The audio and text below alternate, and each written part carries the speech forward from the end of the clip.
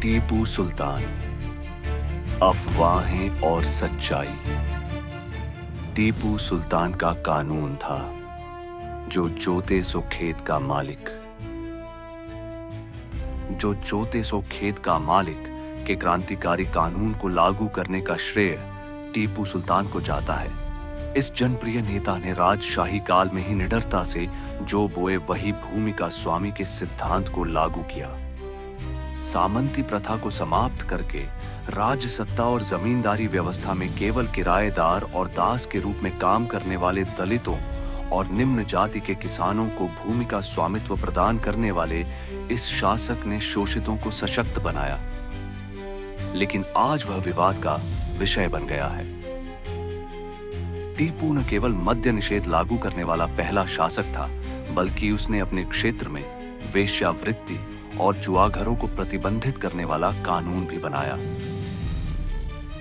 चामराजनगर और कोलार सहित विभिन्न क्षेत्रों के किसानों को रेशम की खेती के माध्यम से आजीविका बनाने में वह सहायक बना। इस दूरदर्शी ने रॉकेट तकनीक विकसित की, जिसने पूरी दुनिया को चकित कर दिया। उस समय भी उसने चीन, फारस, तुर्की और फ्रांस जैसे दूर देशों में अपने राजदूत भेजे। इस भूमि पर नया ज्ञान और प्रौद्योगिकी लाए। उसकी प्रगतिशील दृष्टि में हर 4 मील पर एक स्कूल और हर 10 मील पर विश्राम गृह स्थापित करना शामिल था। एक प्रारंभिक पर्यावरणविद के रूप में उसने पेड़ों और वन्य जीवों की सुरक्षा के लिए कानून बनाए।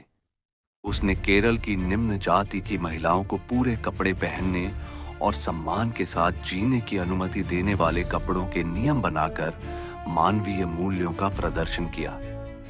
यदि किसी हिंदू राजा या महाराजा ने इसी तरह के काम किए होते तो आज के अयोध्या के समर्थक उन्हें आधुनिक श्री रामचंद्र कहकर प्रशंसा करते, परंतु वे टीपू सुल्तान को स्वीकार करने में असमर्थ हैं। इतने महत्वपूर्ण कार्यों के बावजूद टीपू सुल्तान विवादों से घिरा रहा।